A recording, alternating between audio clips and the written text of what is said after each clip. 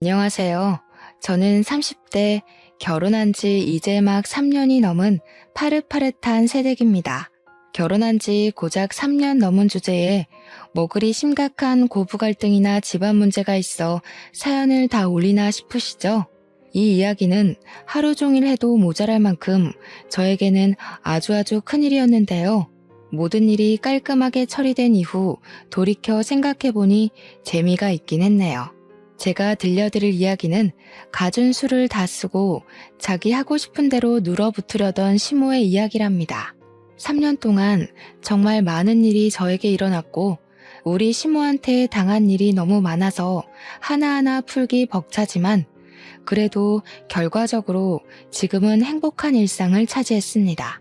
그런 기념으로 남편이랑 같이 맥주 한잔하면서 이야기하다가 이런 곳에 사연을 올려보면 어떨까 싶어서 올려보게 되었어요. 그럼 제 이야기 지금부터 시작해 보도록 하겠습니다. 저는 어릴 때 아주 평범한 집에서 남들과 다를 것 없는 일상을 살면서 하루하루를 보냈습니다. 어릴 때는 미술 학원을 다니며 친구들과 그림을 그리는 것보다는 노는 것에 집중해서 하루하루를 보냈고, 초등학생이 되었을 때는 동네 골목대장이었어요. 저학년 때까지만 해도 잔병치레가 많았지만 고학년이 되면서부터 그 누구보다 튼튼했기에 허구한 날 놀이터에서 친구들과 노느라 정신이 없었죠. 피아노 학원을 다니는 친구를 따라 피아노를 배우기도 했고 태권도를 다니던 친구가 부러워 태권도를 따라다니기도 했습니다. 그저 친구들이랑 노는 게 좋아서 이것저것 배웠습니다. 부모님께서는 외동딸인 저를 위해서 물심양면 아끼지 않고 지원을 해주셨습니다. 물론 아주 어린 시절의 이야기이기 때문에 가능했던 일이기도 했지만요. 우리 아버지께서 어떠한 사건으로 인해 팔 한쪽 신경을 다치기 전까지 저희 집에는 늘 웃음이 끊이지 않았었죠. 저희 동네는 서울에서도 외곽 쪽에 있는 동네였습니다. 경기도와 인접한 동네에는 야트막한 산이 꽤 많았고 동네 사람들은 그곳에서 약수물을 받아 가기도 하고 운동을 하기도 했습니다. 초저녁에 아버지께서 운동 겸 약수물을 뜨러 간다고 하시기에 놀고 싶었던 저는 아버지를 따라 나섰습니다. 초저녁이라고는 하지만 해가 길어진 시점이었기에 날은 밝았고 친구들이랑도 자주 놀러 다닌 산이었기 때문에 겁없는 초등학생에게는 무서운 곳이 아니었습니다. 하지만 동네에 화두가 된 문제가 하나 있었는데 바로 들개, 즉 유기견들이 하나둘 늘어나고 있었다는 점이었어요. 그 당시에 개를 유기할 곳이 없으니까 외곽에 있는 산에 올라와 개를 유기하고 도망을 가는 사람들이 꽤 있었습니다. 지방까지 내려가기는 귀찮고 대충 이쯤이면 괜찮겠지 하는 양심 없는 사람들이었죠. 저희 동네도 그러한 상황에서 크게 벗어나지 않은 동네였습니다. 개를 키우다가 더 이상 감당하기 힘들다 싶으면 우리 동네까지 꾸역꾸역 찾아와서 개를 유기하고 가버리는 것이었습니다. 당연히 동네에 들개들이 늘어나고 그 들개들끼리 3-4마리씩 몰려다니면서 동네를 어지럽히고 시끄럽게 만들고 있었습니다. 오죽하면 동네에 들개주의보가 다 내릴 정도로 시끌시끌했으니까요. 저는 태생이 겁이 많고 소심한 아이였지만 초등학생이 된 이후 친구들과 어울려 다니면서 센 척을 하고 다녔어요. 괜히 어깨 으스대면서 내가 제일 잘해, 나는 다 할 수 있어 하는 그런 친구들 있잖아요. 그게 바로 저였습니다. 들개가 위험하니 오빠 옆에서 떨어지지 말라고 신신당부했던 어머니의 말은 쏙 까먹어버리고 저는 도토리를 줍기 시작했습니다. 아버지는 물통을 들고 앞으로 쑥쑥 걸어나가고 계셨고 저는 뒤를 설렁설렁 쫓으면서 도토리를 줍고 있었습니다. 그래도 산이 아파트와 연결이 되어 있었기 때문에 이 정도 거리는 괜찮겠다 싶었던 거였죠. 한참을 정신없이 바닥만 보면서 도토리를 줍고 있는데 뭔가 이상한 기척이 뒤쪽에서 느껴지는 것이었습니다. 슬며시 뒤를 돌아보니 진돗개 같은 들개 한 마리가 저를 빤히 보고 있는 게 아니겠습니까? 순간 저도 겁을 먹었던 터라 가만히 그 들개가 지나가거나 하는 걸 기다렸어야 했는데 소리를 꽥 지르고 도망을 간다고 뛰었던 겁니다. 저의 겁먹은 모습을 본 들개는 그때부터 태세를 전환해서 저를 보고 이빨을 세우고 으르렁거리면서 저를 쫓아오기 시작했어요. 제가 더 빨리 뛰기 시작하니까 저를 보고 자극을 받은 건지 제 뒤를 정말 미친 개처럼 달려서 따라오는 겁니다. 차라리 저한테 장난을 치자고 놀자고 쫓아오는 거면 대충 도토리 던져주고 도망을 갔을 텐데 으르렁거리는 소리가 정말 무서웠습니다. 제가 소리를 지르면서 악을 막 써대고 도망을 가니까 저를 위험한 것으로 인식을 했는지 입을 벌리면서 저를 물겠다고 입질을 하는데 진짜 너무 공포였어요. 뾰족한 그 이빨이 저를 향해 달려오는데 정말 너무나도 무서웠죠.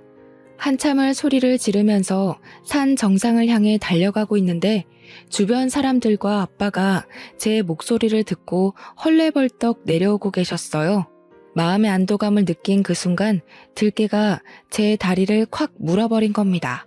너무 아픈데 너무 무서워서 그 아픔이 온전히 느껴지지 않더라고요. 정신없이 울고불고 난리를 치는 와중에 아빠가 들개를 저에게서 떨어뜨리려고 노력을 하셨죠.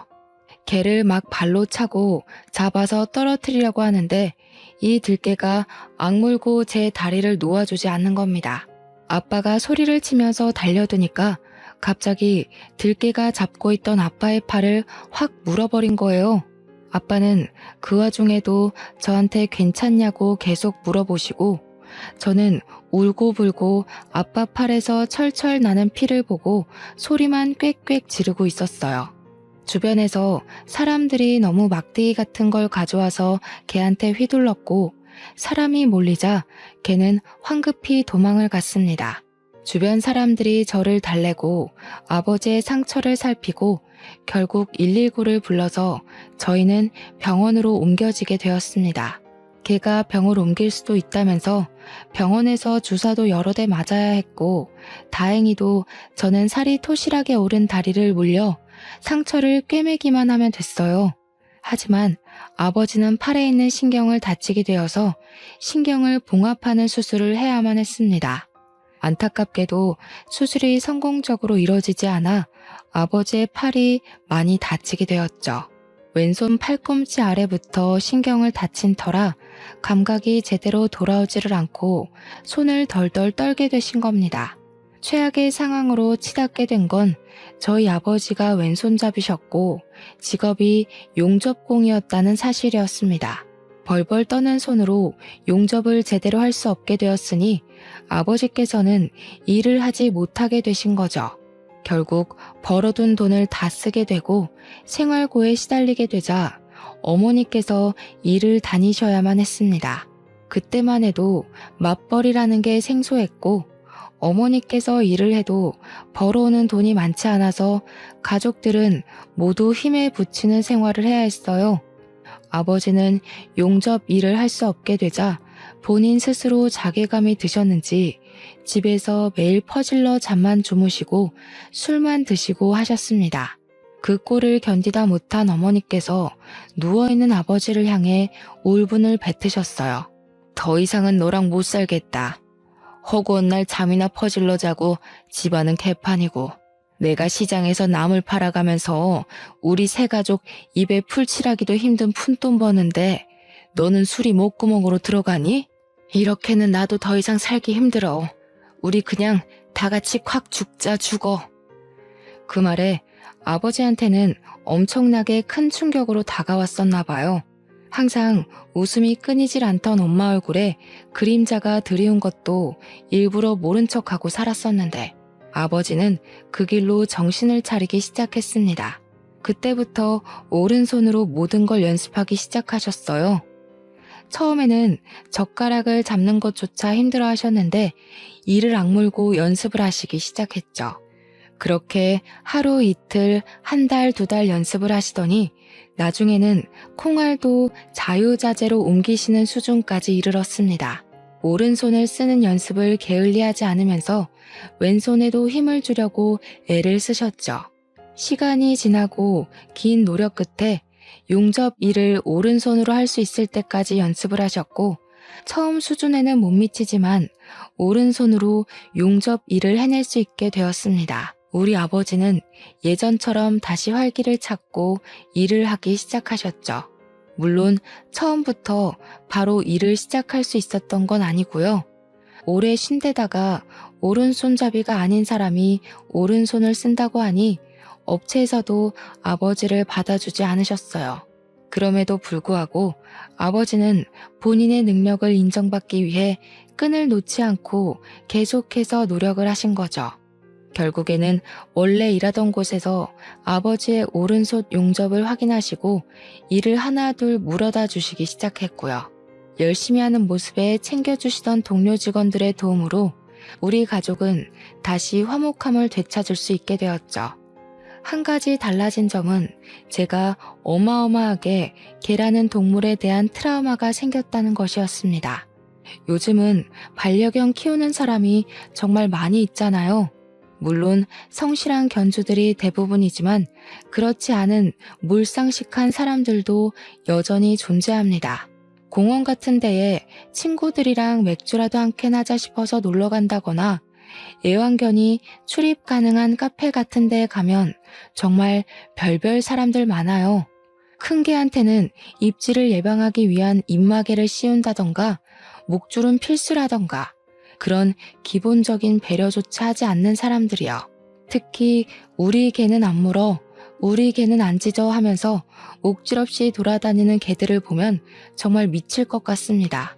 저에게 반갑다고 꼬리를 치며 달려와도 그날의 기억이 생생하게 떠올라 저는 경기를 일으키곤 했습니다. 정말 길에서 목줄 없이 돌아다니는 개를 보고 너무 놀라서 소리를 고래고래 지른 적이 있었어요. 작은 몰티즈 강아지였는데도 저한테는 그날 보았던 큰 진돗개처럼 무서웠거든요. 제가 소리를 지르면서 저리 가라고 하니까 견주가 그제야 나타나더라고요.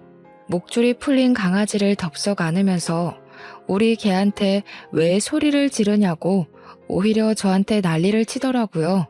우리 개가 물기를 했어, 짖기를 했어, 그쪽 다리에 오줌을 쌌어, 어쨌어 하면서 소리를 지르는데 저한테 개는 다른 의미잖아요. 황당해하는 견주들에게 일일이 제가 개한테 물려서 트라우마가 있어요 하고 말을 할 수도 없는 노릇이고요. 소형견이고 대형견이고 저한테는 그저 무서운 동물일 뿐이었습니다. 개에 대한 공포심이 전혀 나아지지 않은 채로 중학교, 고등학교, 대학까지 졸업을 하고 저는 사회인, 즉 취직까지 하게 되었습니다.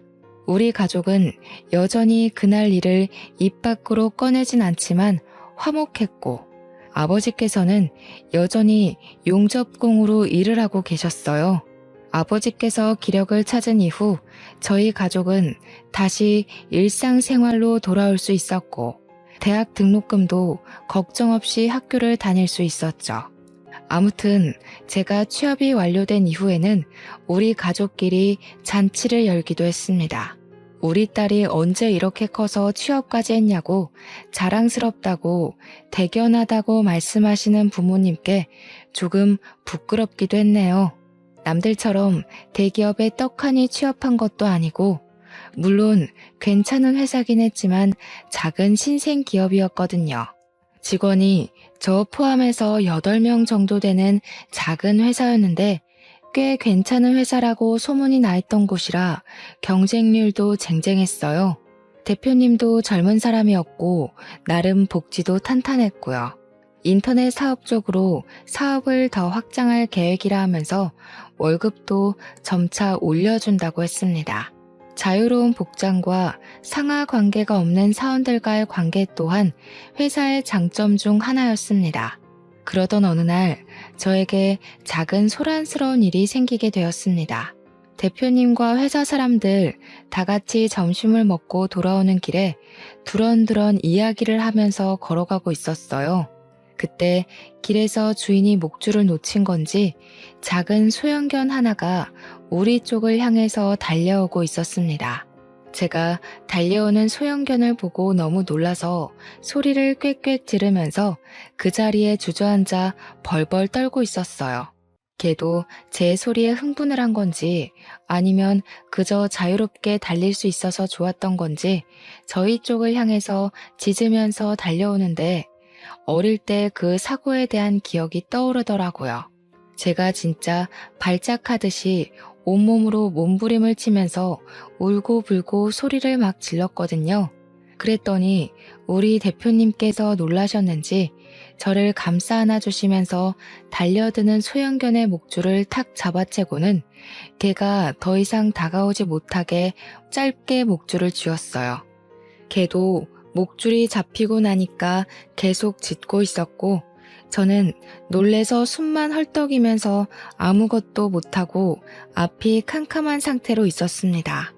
회사 사람들도 제가 갑자기 발작을 하니까 너무 놀라서 괜찮은 거 맞냐고 숨 천천히 쉬어보라고 119라도 부를까 하면서 난리가 난 거죠.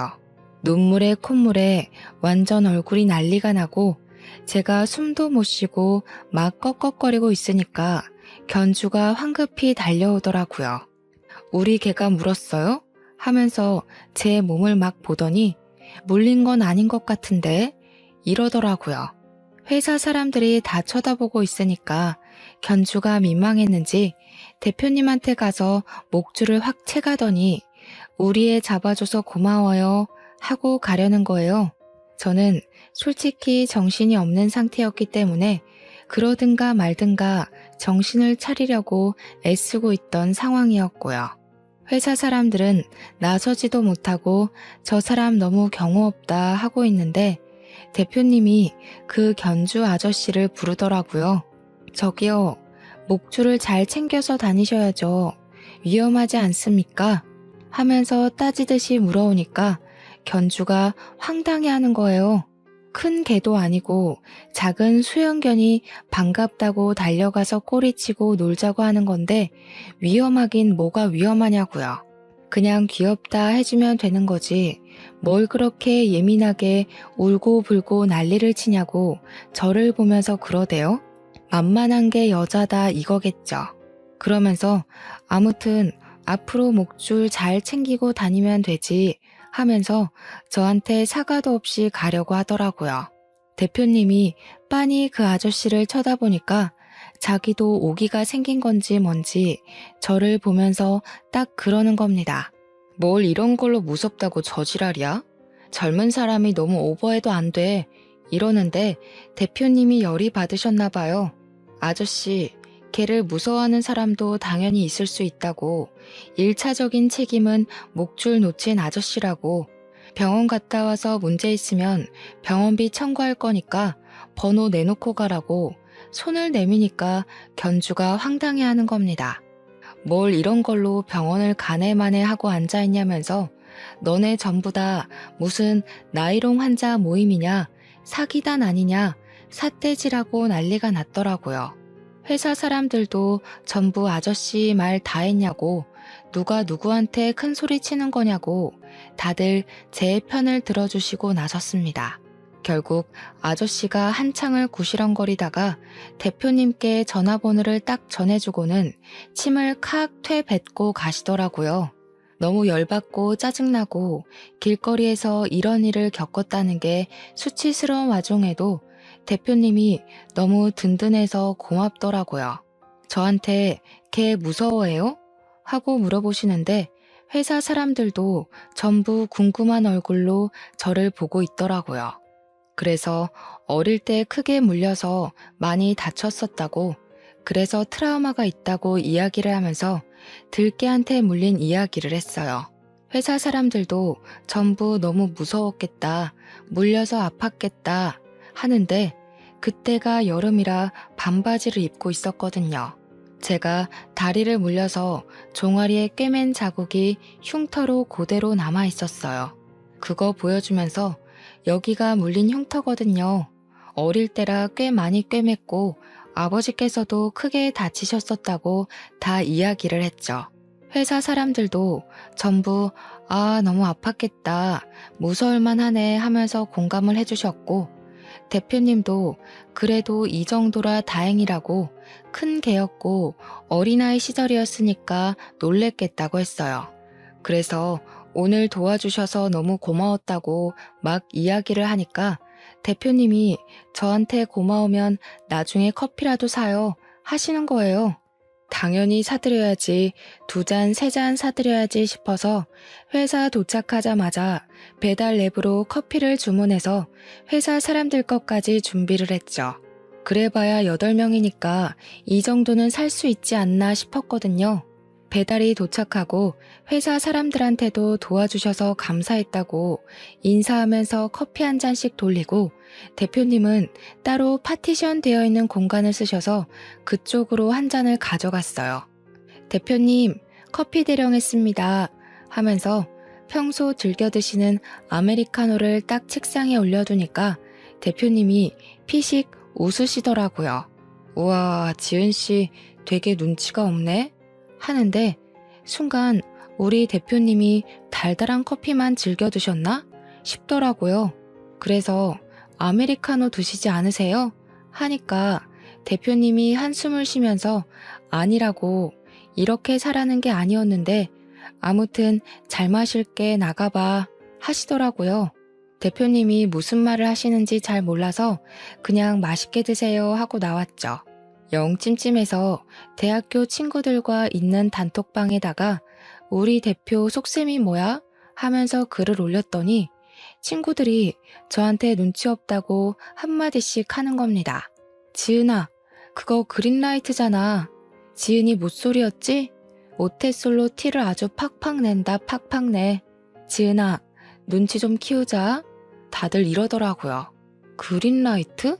순간 우리 대표님이 나한테 관심이 있다고? 하면서 자리에서 벌떡 일어나고 말았어요. 회사 동료분께서 왜 그래? 똥 마려워? 하시는데 귀에 들려오지가 않더라고요. 우리 대표님이 나한테 관심이 있었을 줄이야. 어느 누가 상상이나 했겠습니까? 분명 우리 회사 사람들도 죄다 눈치가 없어서 몰랐을 거예요. 그때부터 마가 낀 사람처럼 그린라이트라는 말에 꽂혀서 정말 아무것도 눈에 들어오지가 않는 겁니다.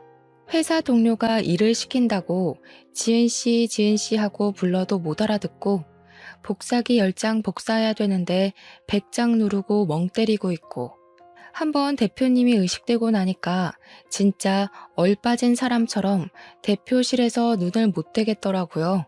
물론 대표님이 저한테 그린라이트가 맞는다고 인정을 해준 것도 아닌데 혼자 김칫국부터 사발로 들이킨 거죠.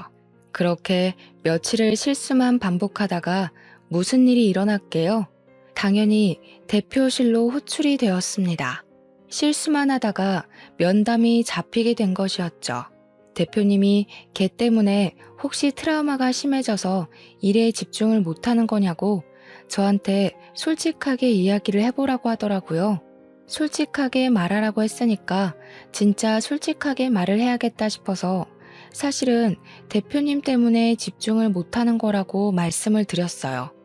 저한테 커피 마시자고 한 게 그린라이트였냐고, 제가 눈치 없게 굴었다는 게 그 뜻 맞냐고 물어보니까 대표님도 당황하시더라고요. 아무래도 제가 대놓고 물어볼 거라고는 전혀 상상도 못 하셨기 때문이었을까요?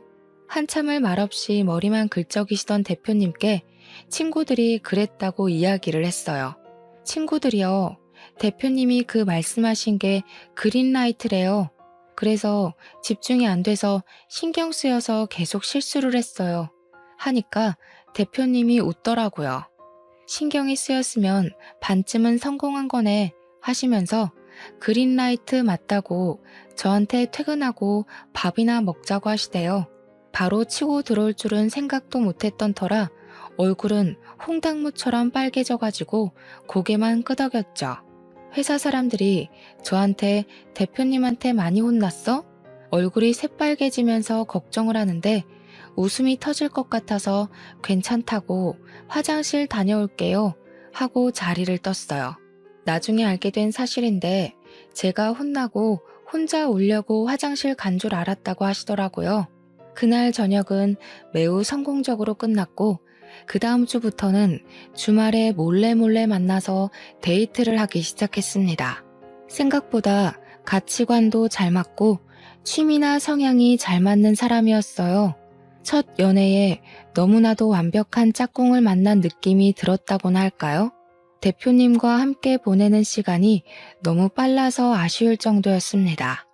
그렇게 연애를 이어가다 보니까 어느 날부터는 데이트가 끝나고 각자의 집으로 가는 그 시간이 너무 아쉽고 서운하고 쓸쓸하더라고요.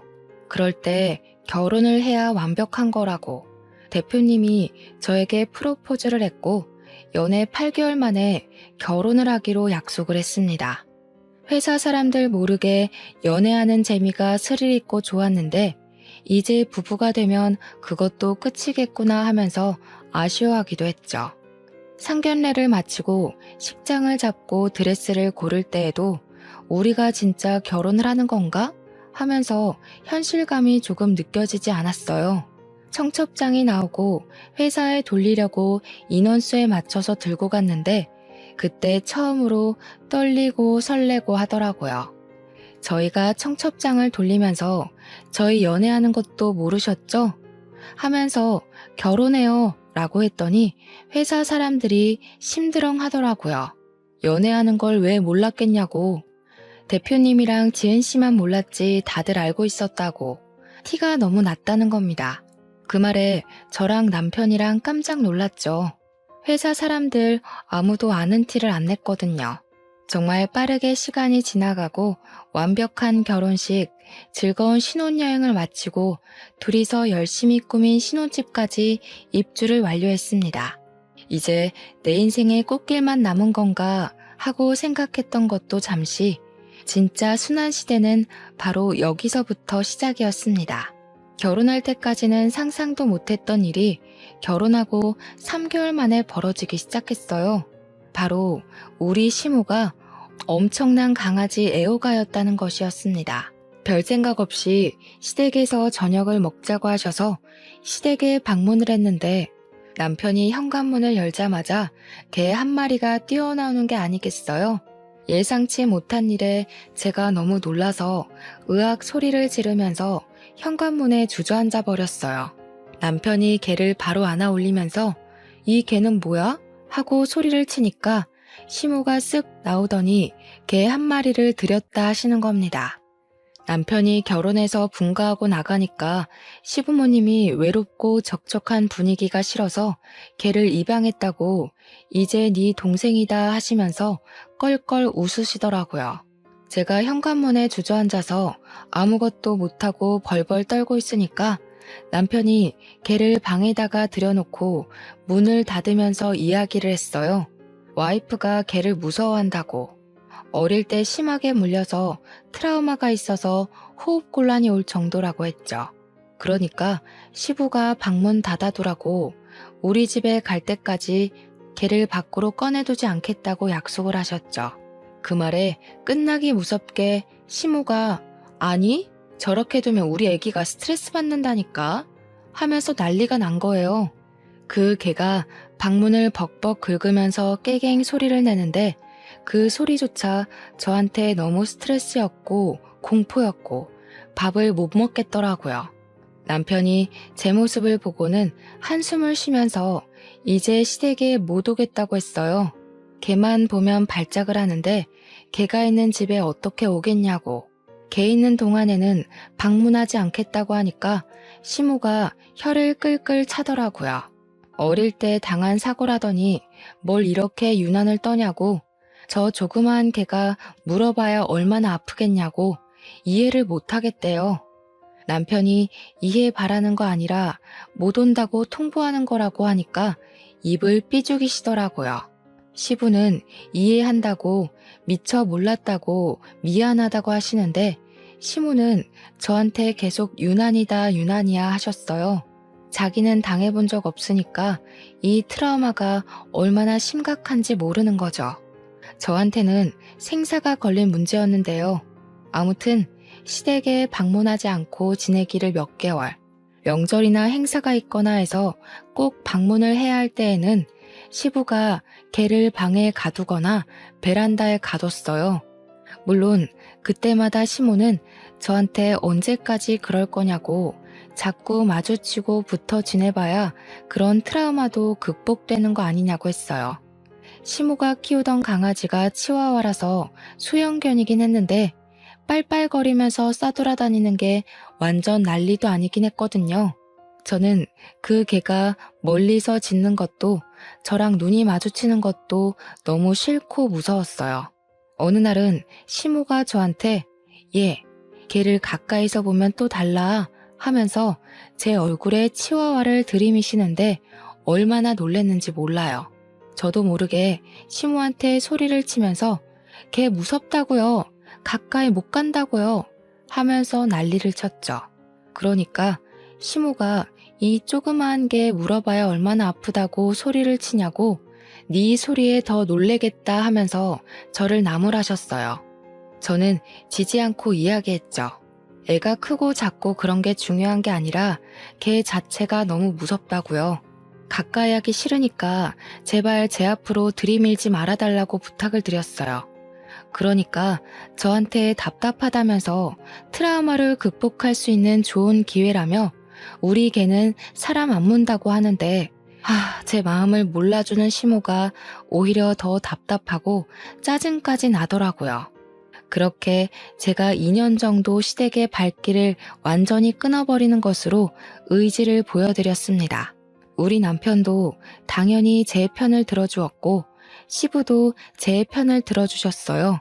하지만 시모만 유별나다면서 걔가 얼마나 사람을 위로해주는 동물인지 몰라서 저런다고 제 탓을 하셨죠. 그러던 와중에 충격적인 사건이 일어났습니다. 바로 시부가 갑작스럽게 돌아가시게 된 것이었어요. 너무나도 갑작스러운 돌연사라 온 가족이 시부의 사망을 받아들이는데 시간이 걸렸습니다. 장례식을 어떻게 치렀는지 기억이 나지 않을 정도로 순식간에 일어난 일이었습니다. 시부의 유품을 정리하면서 걔랑 둘이 살게 된 시모는 외롭고 쓸쓸하다고 매일같이 눈물바람으로 전화를 하셨어요. 너희가 집에 좀 붙어있으면 안 되겠니? 하시는데 저는 차마 걔 때문에 시댁에 가지 못하겠더라고요. 나중에는 시모는 이러다가 우울증으로 자기도 죽겠다고 합가를 하자고 요청을 하셨는데 다른 건 몰라도 걔 때문에 죽어도 안 되겠더라고요. 남편도 가운데서 고생을 좀 많이 했죠. 아무리 그래도 걔랑은 같이 못 산다고 딱 잘라서 거절을 해줬어요. 우리 마누라 힘들어해서 안 된다고 하니까 시모가 자기도 힘들어서 안 되겠대요. 결국 치어와 치치를 부산에 계신 이모님 댁으로 보내기로 하고 합가를 하기로 했습니다. 근데 이모님 댁이 부산이니까 걔를 부산까지 보내야 하는데 자꾸 이모님 댁이랑 시간이 맞지 않는다면서 차일피일 미루는 거예요. 합가를 해놓고 걔를 보내지 않으니까 걔를 방에다가 거의 가둬두다시피 하고 공존하는 시간을 보내야만 했습니다. 어차피 저랑 남편이랑 둘 다 출근을 하니까 출근해 있는 동안은 풀어두고 퇴근하는 시간에 맞춰서 가두면 되지 않냐고 하시더라고요. 저는 개 짖는 소리만 나도 너무 무서워서 벌벌 떨었고 집에 가는 길이 너무나도 공포스러웠어요. 하지만 시모는 이렇게 지내다 보면 제가 적응하지 않겠냐고 가지가지 한다고 뭐라고 하더라고요. 합가한 지 한 달이 지나서 남편이 도저히 안 되겠다 싶었는지 부산 이모님 댁으로 전화를 걸었습니다. 걔는 언제 데려가실 거냐고 따지듯이 물었더니 이모님이 개? 무슨 개? 내가 걔를 왜 키우니? 개 털 날리는 거 딱 질색이다. 하셨다는 거예요. 알고 보니까 시모가 합가를 하려고 거짓말을 치고 버티고 있었던 거죠. 애초에 이모님은 개를 키울 생각조차 없으셨던 거예요. 이미 합가까지 한 마당에 너네가 어떻게 할 건데? 이렇게 나오시니까 점점 고부간의 갈등이 시작되었죠. 저는 몇 번이나 치치 때문에 호흡곤란이 올 정도로 난리를 쳤고 시모는 그때마다 저에게 화를 냈어요. 가만히 있으면 치치도 저한테 안 갈 거라면서 이쁜 애를 왜 못 잡아먹어서 안달이냐고 제가 무슨 동물 학대하는 사람 취급을 하더라고요. 밤마다 울기를 반복하니까 남편도 시모랑 싸우고 시모는 아들 키워봐야 소용없다면서 치치를 품에 안고 내 새끼는 얘밖에 없다 하시고 그렇게 불편한 동거를 이어가던 와중에 주말이라 치치를 애견 호텔에 맡기고 TV를 보는데 동물 다큐멘터리를 하더라고요. 순간 도마뱀이 딱 나왔는데 시모가 기겁을 하더니 채널 돌리라고 도마뱀 징그럽다고 난리를 치는데 순간 머릿속에 굿 아이디어가 떠오른 거죠. 제가 개 싫다고 기겁을 할 때 유난이라고 삐죽거렸던 시모가 도마뱀을 보고 기겁을 한다. 남편이랑 상의하고 바로 다음날 저는 파충류 숍에 가서 도마뱀을 분양받아 왔습니다. 제가 개 고양이만 무서운 거지 나머지 동물들은 아무렇지도 않았거든요. 도마뱀 분양해서 투명 케이지에 넣어오니까 시모가 소리 지르고 난리가 난 거죠. 그 흉측한 거 뭐냐, 당장 치워라, 어디서 들고 온 거냐 하는데 제가 뻔뻔하게 제 반려동물이에요 했어요. 어머님이 자꾸 봐야 친해진다면서요. 어머님도 제 반려동물이랑 친해지세요 하면서요. 시모가 거품을 무는데 너무 꼬숩고 속 시원하더라고요. 시모가 또 벌레라면 기겁을 하는데 도마뱀 먹이려고 귀뚜라미도 한 상자 사왔거든요. 그 통은 뭐냐고 귀뚜라미 잔뜩 들은 통 보더니 뒷걸음질 치면서 난리가 난 거죠. 우리 뱀뱀이 밥이에요. 뱀뱀이한테 하나 줘보실래요?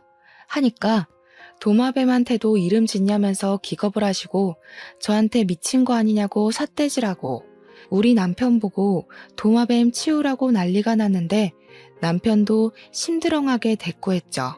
어차피 케이지에서 사는 앤데 뭐가 문제야? 개처럼 빨빨거리면서 싸돌아다니는 것도 아니고 내버려 둬요 하면서요. 일부러 보란듯이 거실에 두고 키우니까 시모가 거실에 나오지도 못하더라고요. 남편은 케이지 안에 갇혀있는 것도 서러운데 방에 두면 무슨 재미로 사냐고 햇볕도 보게 해야지 하면서 대꾸하고요. 저한테 결국에는 어떻게 하면 뱀뱀이 치울 거냐고 하는데 제가 아무것도 모르는 척하면서 제 반려동물한테 왜 그러세요? 유난 떨지 마세요 했어요. 우리 시모 얼굴이 썩어가는데 너무 웃겼죠. 해도 너무하는 거 아니냐, 뭐가 문제냐 하는데 어머님도 제가 개 싫다는데 꾸역꾸역 데리고 오셨잖아요 했죠. 복수하는 거냐고 시모한테 뭐 하는 짓이냐 하길래 복수는요? 반려동물 키우는 게 뭐가 문제냐고 했죠. 시모가 하루하루 피말라 하는 게 눈에 보였습니다.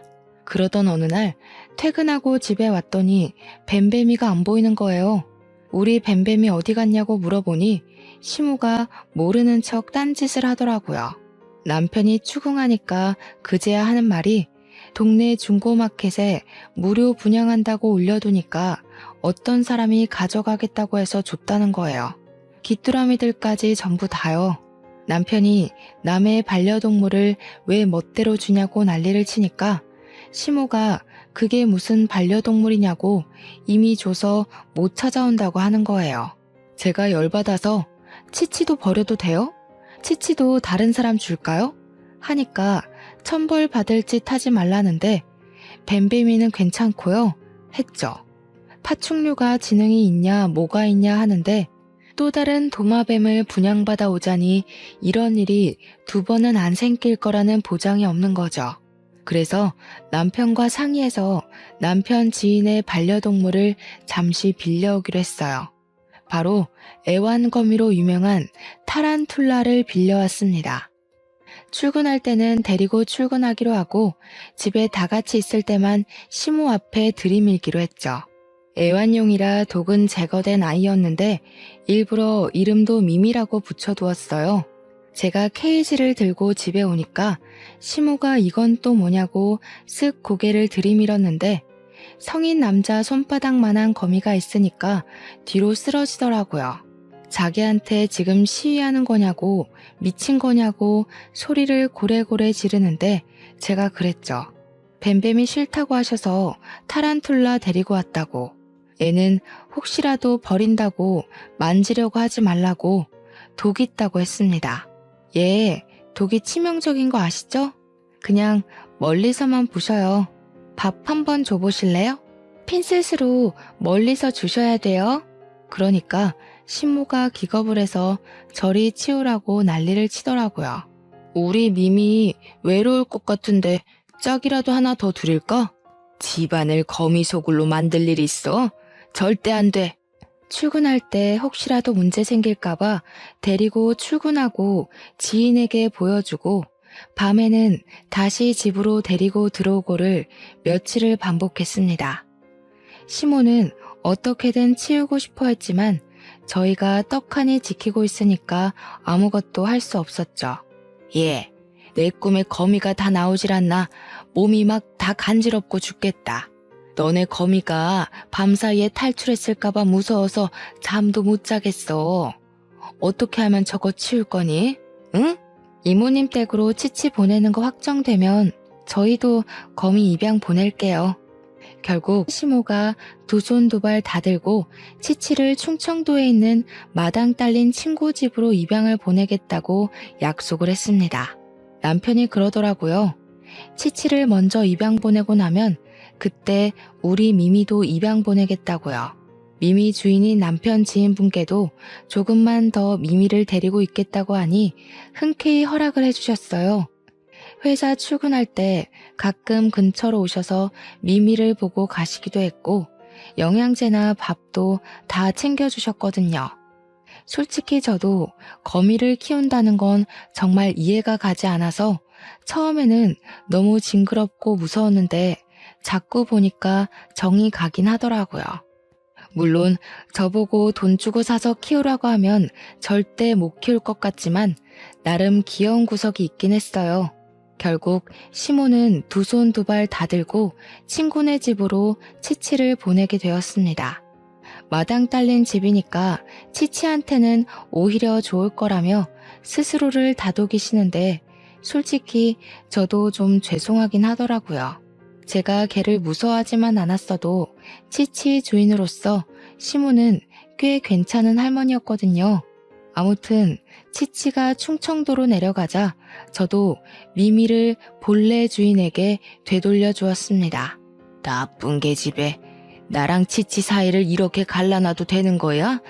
나중에 천벌 받을 거야. 표독스럽게 저를 째려보면서 이야기를 하시는데 저나 남편의 마음도 그렇게 편하지만은 않았어요. 시모가 어쨌든 꽤 정을 주고 키워왔던 강아지였으니까요.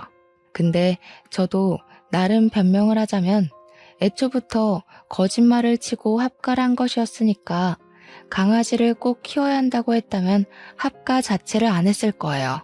차라리 시모의 집을 좀 줄여서 우리 집 근처로 이사를 오라고 했겠죠. 밖에서 자주 시간을 보내면 덜 외로우실 테니까요. 어설픈 거짓말로 저희를 속이고 모든 걸 손에 쥐려고 했던 시모가 더 나쁜 것 아니겠어요? 그 뒤로 시모는 충청도에 있는 친구네 집으로 자주 내려갔습니다. 치치가 잘 살고 있는지 시모를 그리워하는 건 아닌지 확인을 해봐야겠다고요. 그러면서 자연스럽게 집안일은 하나도 신경을 쓰지 않으시더라고요. 저한테 매정한 년, 나쁜 년 이러시면서 별거에 다 갖다 붙이는 거예요. 제가 집 청소를 퇴근하고 매번 하기가 힘들잖아요. 주말에 몰아서 하곤 했거든요. 그러면 저한테 잔소리가 하고 싶으셔서 개털도 안 날리는데 집이 왜 이렇게 더럽냐고 반찬 투정하시면서 내가 다 늙어서 이런 밥상 받아야 하나? 너는 애가 빨라도 제대로 못 살아서 어디다 쓰겠냐? 그 뒤에 꼭 이 말을 덧붙이셨어요. 개 싫어할 때 알아봤다. 개 싫어하는 사람 치고 제대로 된 사람 못 봤다. 우리 남편이 보다 못해 화를 냈습니다. 엄마, 다 늙어서 자식한테 버림받고 싶어서 그래? 내 와이프한테 왜 그러는데? 그러는 엄마는 걔 좋아한다는 사람이 청소도 빨래도 음식도 왜 하나도 안 하는데 문제 있는 거 아니야? 그 말에 시모가 엉엉 울면서 아들놈도 자기 편 안 들어준다고 서럽다고 난리를 치더라고요. 남편이 그렇게 걔가 좋으면 걔 끼고 살라고 집 하나 얻어주겠다고 하니까 그제야 분가는 싫은지 조용해졌어요. 남편이 시모한테 집안일 중에 하나 맡아서 하라고 언제까지 가만히 있을 거냐고 하니까 시모가 처음에는 다 늙어서 내가 그런 거 왜 해야 되냐고 하더니 그럴 거면 분가하자 합가 못하겠다 하는 남편의 말에 조용히 청소랑 빨래랑 도와주시더라고요. 가끔 치치 보러 충청도 가는 걸 위안 삼으시면서요. 어느 날은 넌지시 저한테 치치 사진 좀 볼래? 하면서 말을 걸어오시길래 사진 정도야 괜찮겠다 싶어서 그러겠다고 했어요.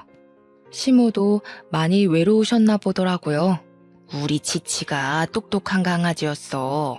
이거 봐라. 마당 딸린 집 가더니 신나서 하루 종일 뛰어논다더라. 아파트 살 때 방에 갇혀 있어서 그런지 마당 딸린 집이 확실히 걔한테는 좋은 것 같아. 치치가 사료 먹는 것도 엄청 잘 먹지? 예뻐 죽겠네. 저한테 개 자랑을 하시는데 조금 미안한 마음이 들긴 했지만 걔랑은 같이 못 살겠더라고요. 시모가 제 트라우마를 조금 더 이해해줬으면 하는 마음이 드는 요즘입니다. 나중에, 정말 나중에 제가 트라우마를 극복하고 제대로 치료가 된다면 그때는 시모와 함께 유기견 입양에 대해 고민해 보려고 해요. 그날이 올 때까지 저도 남편의 조언에 따라 심리 상담도 받고 마음에 있는 병을 치유해 보려고 합니다.